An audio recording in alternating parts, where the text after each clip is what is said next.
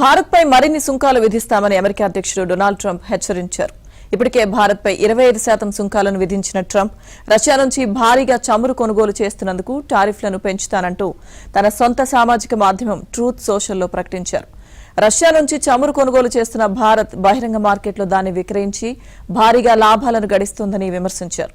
చమురు కొనుగోళ్లతో భారత్ నుంచి రష్యాకు ఆర్థిక వనరులు చేరుతున్నాయని, దాంతో ఉక్రెయిన్ యుద్దం ఆగడం లేదని ఆక్షేపించారు. రష్యాతో యుద్దం వల్ల ఎంతమంది ఉక్రెయిన్ పౌరులు చనిపోతున్నారో భారత్కు అవసరం లేదని, అందుకే ఆ దేశంపై సుంకాలను మరింతగా పెంచబోతున్నామని స్పష్టం చేశారు. ట్రంప్ హెచ్చరికలపై భారత ప్రభుత్వ వర్గాలు స్పందించాయి. అమెరికా సుంకాలతో భారత్పై స్వల్ప ప్రభావం ఉంటుందని, జీడీపీ తగ్గుదల 0.2% మించుదని వివరించాయి. రష్యా చమురు కొనుగోలును ఆపే ప్రసక్తే లేదని తేల్చి చెప్పాయి. అమెరికా అధ్యక్షుడి వ్యాఖ్యలపై భారత విదేశాంగ శాఖ సీరియస్ అయింది.